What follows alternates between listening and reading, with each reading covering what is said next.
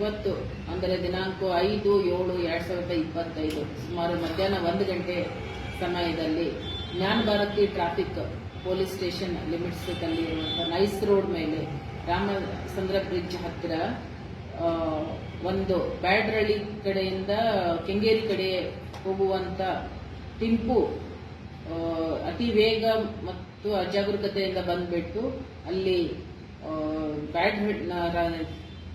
ರಾಮಚಂದ್ರ ಬ್ರಿಡ್ಜಿಗೆ ಡಿಕ್ಕಿ ಹೊಡೆದು ಅದರದ್ದು ಮುಂದಿನ ಫ್ರಂಟ್ ಬಾಡಿ ಅಂದ್ರೆ ಈ ಚೆಸ್ಸಿ ಅಂತ ಹೇಳ್ತೀವಲ್ಲ ಅದು ಕೆಳಗಡೆ ಬಿದ್ದು ಬಾಡಿ ಮೇಲೆ ಇದೆ.